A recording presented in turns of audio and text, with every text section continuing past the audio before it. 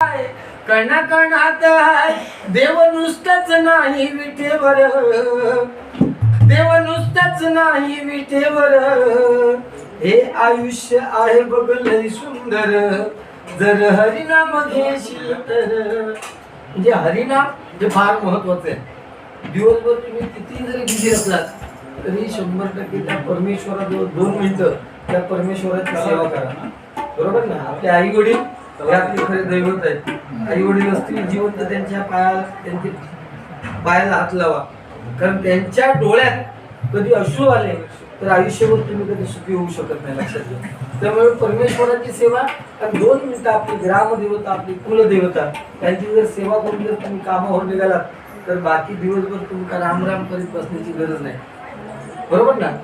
हे बदलत चाललेलं आहे.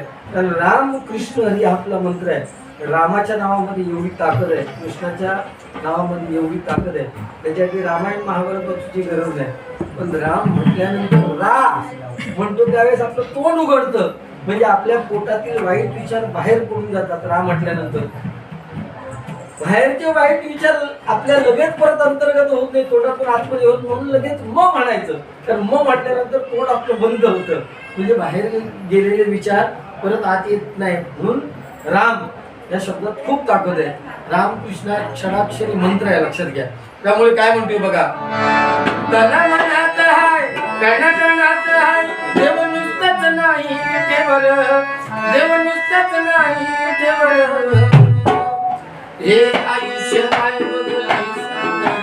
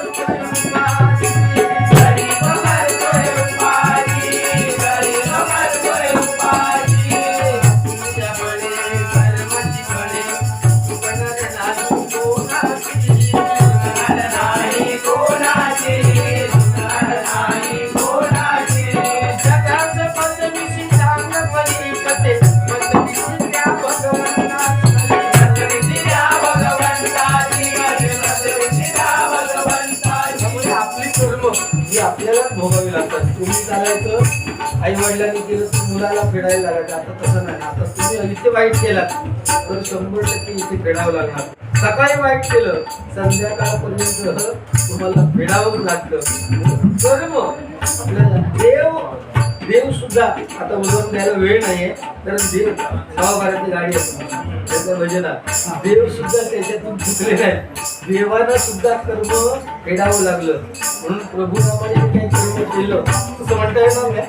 प्रभुरामाने जे काही कृत्य केलं त्याचा श्रीकृष्णाच्या कारण प्रभुरामाने लपून बाण मारला.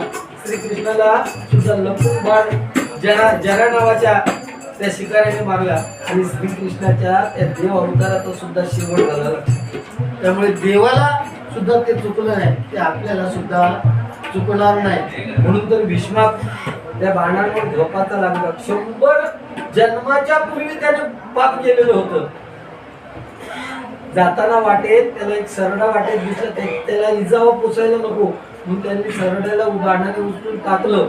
तो त्या काट्याच्या झोडपात पडला. म्हणून त्याने शाप दिला भीष्माला की मला जसे काटे अंगाला टोचतील तसे मरताना तुला पण टोचतील. त्याचा झोपाचा लागला भीष्मा. देव त्याच्यातून सुटले तर तुम्ही आम्ही माणूस त्याच्यातून सुटणार नाही. मग काय म्हणतो बघा,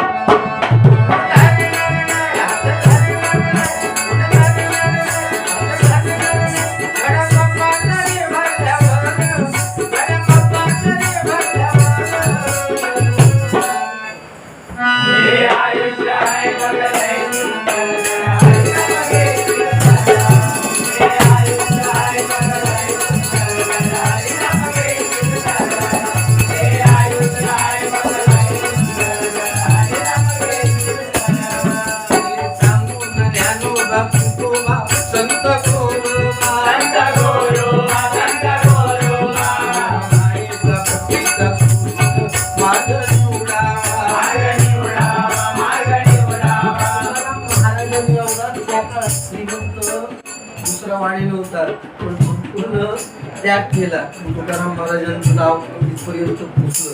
पैसो पैसो पैसो हे महाराज ह्या सगळ्या साधू संतांनी आता वारी येते बरोबर ना, त्या वारीला कधीतरी जायला पाहिजे. कारण तिथे आपण म्हणतो की आई वडील घरी आहेत आणि आपण वारी करून असं काय, वारीला प्रत्येकाने जावं एकदा तरी. पण आई वडील जिवंत असतील तर 100% आई वडिलांबरोबर गेलेली वारी तुमच्या आयुष्यभर ते पुण्याची शिदोरी असते. त्यामुळे पंढरीच्या वारीला कधीतरी जा, त्या पांडुरंगाचं दर्शन घ्या.